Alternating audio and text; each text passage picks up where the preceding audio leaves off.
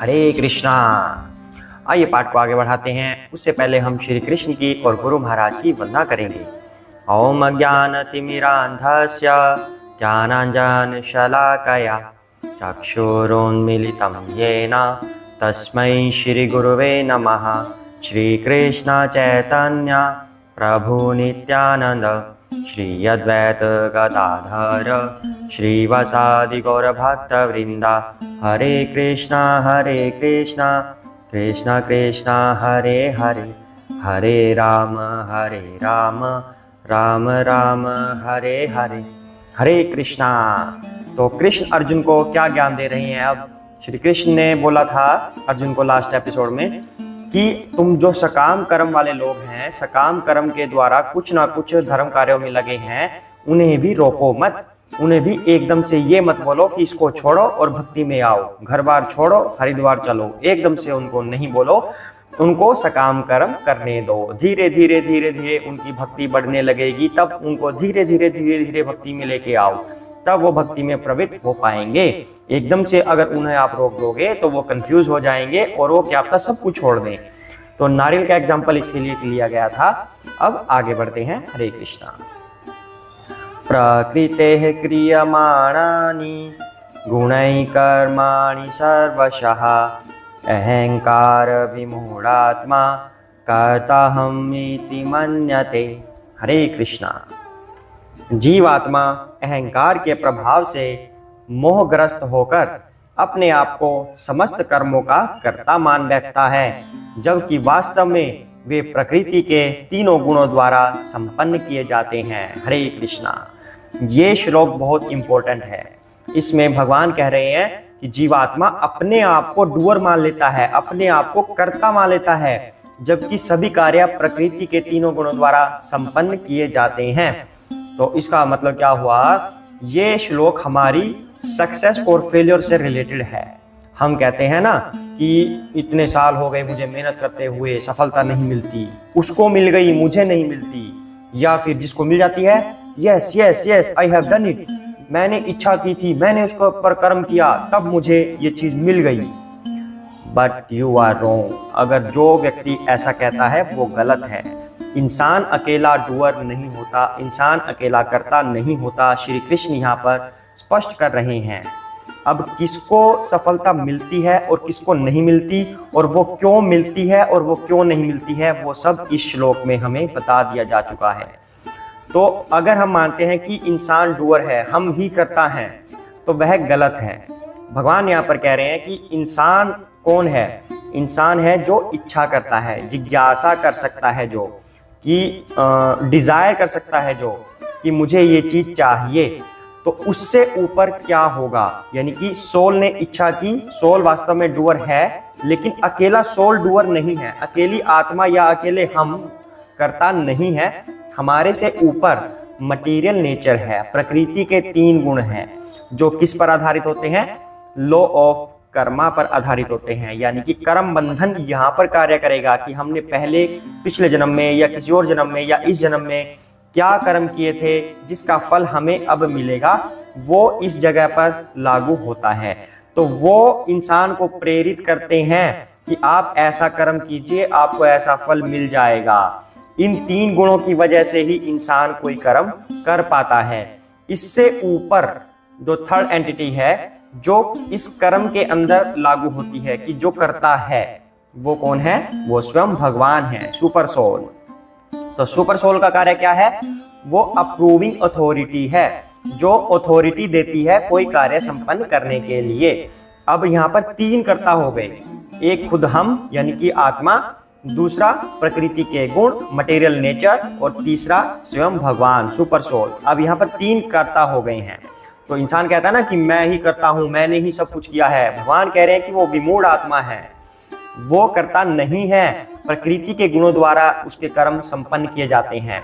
अब कोई इच्छा करता है, हम मतलब सोल के लेवल पर आकर हम सिर्फ डिजायर कर सकते हैं कि मुझे ये चाहिए, और उसको चाहने के लिए उसके बाद वो कर्म करता है जो प्रकृति के तीनों गुणों द्वारा संपन्न किए जाते हैं। मतलब जो प्रकृति के गुण होते हैं वो फैसिलिटी प्रोवाइड करते हैं according to law of karma, कि इसके कर्मों में क्या लिखा है, क्या फल इसको देना है, उसके अनुसार वो उसको फैसिलिटी प्रोवाइड करते हैं।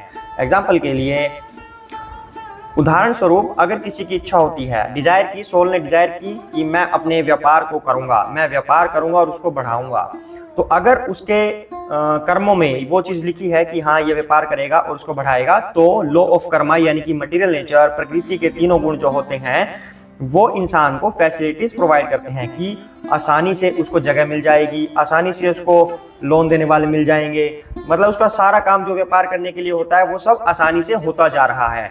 यानी कि वो फैसिलिटी प्रोवाइड करते हैं, उसके कर्म जो उसने पहले कर्म किए हुए थे उसके अनुसार फिर वो उसके फल को भोगता है, फिर वो आसानी से व्यापार करने लग जाता है। लेकिन इससे भी ऊपर अगर भगवान चाहेंगे कि ये कार्य करे, तब वो कर्म उसकी इस काम को करने में हेल्प करते हैं। यानी कि इंसान ने सिर्फ इच्छा की थी, तो उसके जो लॉ ऑफ कर्मा है, जो प्रकृति के गुण हैं, उन्होंने उसको वो सिस्टम बनाया था कि वो व्यापार कर सके। दूसरी साइड हम इसका नेगेशन वाला उदाहरण ले लेते हैं। नेगेटिव उदाहरण क्या, कि जो किसी की इच्छा पूरी नहीं हुई। अब कहते हैं कि अगर तुम किसी चीज को शिद्दत से चाहोगे तो पूरी कायनात ये षड्यंत्र रचती है कि तुम्हें वो चीज मिल जाए, ऐसा बोला जाता है ना। लेकिन यहाँ पर इंसान ने इच्छा की। अब इंसान ने क्या इच्छा की, मान लो इंसान ने इच्छा की कि मैं डॉक्टर बनूंगा, तो साथ ही साथ उसने इंजीनियरिंग के लिए भी फॉर्म भर दिए कि कहीं मेरा साल ड्रॉप ना हो जाए, कहीं मेरा डॉक्टरी में भी ना हो, तो मैं इंजीनियरिंग कर लेता हूँ साथ में, कि अगर डॉक्टर में ना बना तो इंजीनियर तो बन जाऊंगा कम से कम। दोनों के फॉर्म अप्लाई कर दिए। मेडिकल में हो रहा है उसका बहुत दूर, मान लो नॉर्थ इंडिया का बंदा है तो साउथ इंडिया में उसको कहीं एडमिशन मिल रहा है। इंजीनियरिंग में उसको नॉर्थ इंडिया में मिल रहा है, जगह जगह पे सब जगह एडमिशन मिल रहा है। इच्छा उसने क्या की थी, शिद्दत क्या की थी, मेडिकल कॉलेज की। लेकिन उसके लिए फैसिलिटी क्या बन रही है, इंजीनियरिंग कॉलेज की, क्योंकि उसके कर्मों में वही लिखा है।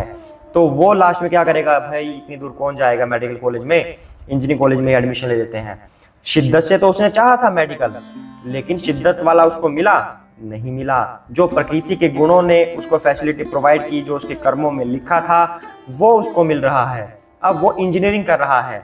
तो ऐसे ही हम कितनी कोशिश करते हैं किसी चीज को पाने की शिद्दत से, कि मुझे सरकारी नौकरी चाहिए या मुझे कुछ और चीज चाहिए। किसी भी वस्तु की इंसान इच्छा कर लेता है। किसी को कोई अच्छा लग गया कि मुझे ये चाहिए ही चाहिए, अगर उसको वो नहीं मिलता तो क्या करता है, लास्ट में एसिड फेंक देगा, अगर तुम मेरी नहीं हुई तो किसी की नहीं होने दूंगा।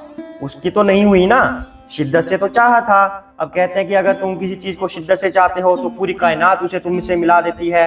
कायनात कौन है, वो प्रकृति के तीन गुण ही वो कायनात है। उसके लॉ ऑफ कर्मा, उसके कर्मों में जो लिखा है वही उसकी कायनात है, वही उसको वो चीज दिलाते हैं। लेकिन अगर उस कायनात में वो चीज लिखी ही नहीं, उसके कर्मों में वो चीज लिखी ही नहीं रही, तो फिर वो कायनात उसको वो चीज नहीं देगी। तो कैसे कह सकते हैं आप कि आत्मा यानी कि मैं ही करता हूं। इसी को श्री कृष्ण कह रहे हैं कि आप करता नहीं हो। अरे प्रभु, वो चीज आपकी किस्मत में ही नहीं लिखी, तो आप कितने भी कर्ता बन जाए आपको वो कैसे मिलेगी। हरे कृष्णा। यहाँ पर ये समझाने प्रयास कर रहे हैं। आपका जो सवाल होता है हमेशा कि मैंने इतना प्रयास किया, इतनी मेहनत की, मुझे नहीं मिल रही, वो पड़ोसी को मिल गई, वो इतनी मेहनत भी नहीं करता, मैंने इतनी मेहनत की है।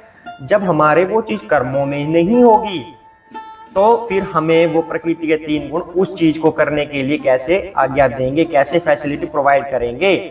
अब उसके बाद आती है बात ऊपर की, लॉ ऑफ लव की। जो भगवान के पास हमारा होता है लॉ ऑफ लव, जो आत्मा के पास यानी कि हमारे पास होता है लॉ ऑफ अट्रैक्शन, यानी कि हम किसी चीज के प्रति आकर्षित होते हैं और इसकी इच्छा जाहिर कर देते हैं कि मुझे ये चीज चाहिए, तो उस पर हम कर्म करने लग जाते हैं। अगर हमें फैसिलिटी मिलती है हमारे गुणों के आधार पर, हमारे कर्मों के आधार पर, तब हम उसको पाने में सफल होते हैं, वरना नहीं होते।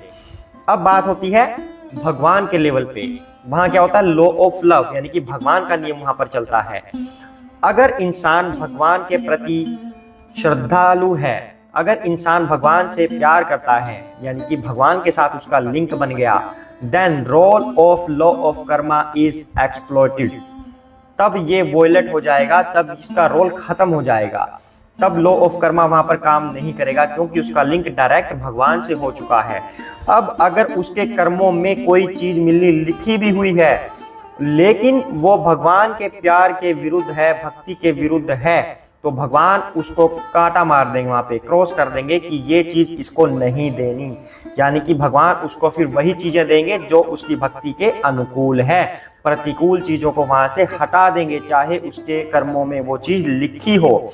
इसलिए जो लॉ ऑफ लव है, जो भगवान का नियम है, भगवान के प्रति प्रेम का नियम है, जो वो सभी नियमों से ऊपर चलता है। उसके नीचे कोई चीज सेटिस्फाई हो रही हो या नहीं हो रही हो, सबको क्रॉस लग जाएगा अगर व्यक्ति का लिंक भगवान से हो गया है तो। हरे कृष्णा।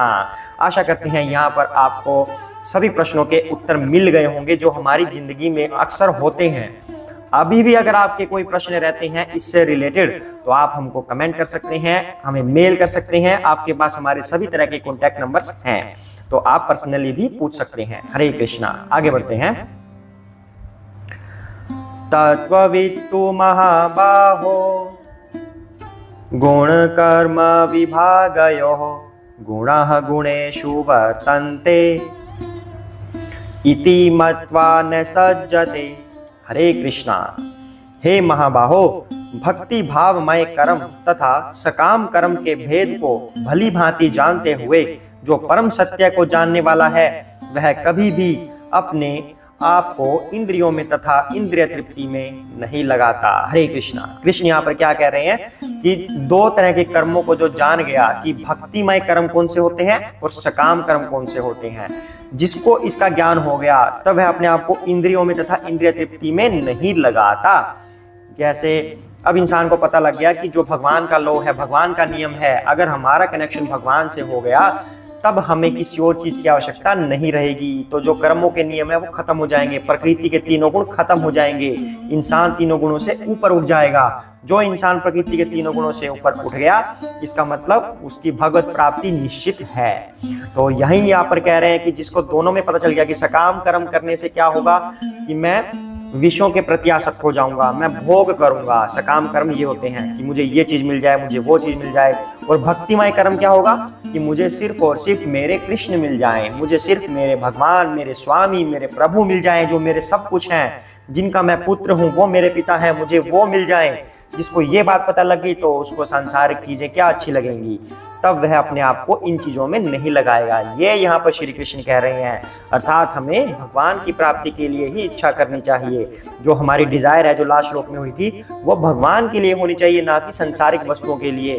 तब हम उस प्रकृति के जो तीनों कंफ्यूजिंग गुण है ना, कि क्या मिलना है, क्या होगा, मैंने क्या किया था, क्या नहीं किया था, पुण्य पाप, एक्शन रिएक्शन, वो सब खत्म हो जाएंगे। फिर हम भगवान के प्रति प्रेम में आसक्त हो जाएंगे। हरे कृष्णा। तब हमारी भौतिक, आध्यात्मिक हर तरह की इच्छाएं भगवान स्वयं ही पूरा कर देंगे। हरे कृष्णा। तो आज के लिए हम इतना ही करेंगे। तो आज हमने क्या सीखा कि हमें कोई चीज अगर नहीं मिलती तो उसके पीछे कारण क्या है।